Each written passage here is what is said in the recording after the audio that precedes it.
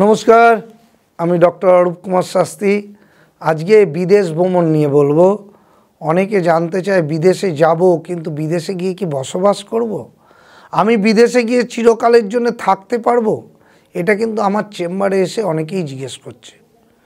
जन्मछके mainly बिये करे बा बिये करे चले गिये से चिरकालेर जन्य विदेशे थाकबे किना सेटा एकमात्र द्वादश स्थान देखते हय। আমরা দেখেছি দ্বাদশ স্থানে যদি তার রাজ্যকারক গ্রহ বসে থাকে তাহলে একমাত্র সে বিদেশে গিয়ে সে স্টেবিলিটি করে সেখানেই বসবাস করে সারা জীবন কাটাতে পারবে। যেমন আমাদের ভারতবর্ষ থেকে প্রচুর লোক আমেরিকা, লন্ডন বা সিঙ্গাপুর এমনকি নানান জায়গায় গিয়ে বসবাস করছে এবং তারা সেখানে নাগরিকত্বও পেয়ে গেছে। এইটা জন্মছকে একমাত্র দ্বাদশ স্থানে থাকলে, স্ট্রং থাকলে, রাজ্যকারক গ্রহ থাকলে, তার জন্মস্থান যদি ভারতবর্ষও হয় সে বিদেশে গিয়েই সারা জীবন কাটাবে এবং তার বিদেশটাই কিন্তু থাকার জায়গা তৈরি হবে। এটা কিন্তু অনেকেই জানে না। আবার দ্বাদশ স্থান থেকে শয্যাসুখও হয়ে থাকে। তার দেখা যাচ্ছে দ্বাদশ স্থানে এমন পাপক গ্রহ রয়েছে সে এইখানে তার শয্যাসুখ পেলই না ভারতবর্ষে, বা তার থাকার মতন মনও চাইল না। আমাদের তো বিদেশে গিয়ে থাকতে হবে, সেই মনটাও তো থাকার দরকার। অনেকে পেয়েও যেতে চায় না, তার মন ভালো লাগে না, তার ভারতবর্ষই ভালো লাগে। আবার অনেকে ভারতবর্ষে থাকতেই চায় না, সে বাইরে থাকতে চায়। আবার অনেকে কলকাতাতেই থাকতে চায় সারা জীবন।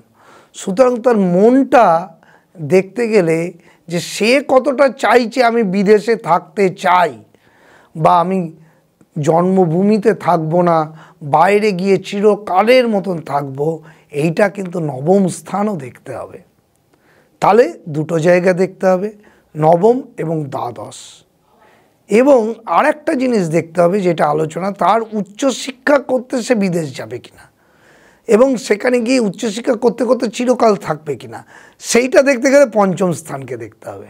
দেখুন কতটা আলোচনা কমপ্লিট করলে একটা ছক বিচার করা যায়। প্রথমে আমি বললাম বিদেশে থাকা, তারপরে বললাম বিদেশে তার মন চাইবে কিনা, তারপরে দেখলাম যে সে উচ্চশিক্ষা করে সে বিদেশে গিয়ে চিরকালের মধ্যে থাকবে কিনা।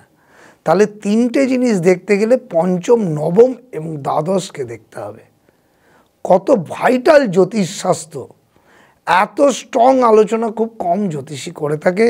আমি আপনাদের বলে দিলাম, উচ্চশিক্ষার ফলে বিদেশে গিয়ে বসবাস করে এমন ব্যক্তি যদি হয়, তার পঞ্চম স্থান বলবান, মানে তার মন চেয়েছে বিদেশে থাকার জন্য নবম স্থান, এবং দ্বাদশ স্থান তার কথা মতন ভগবান তাকে বিদেশে বসবাস করতে দিয়েছে, সেটা হচ্ছে দ্বাদশ স্থান।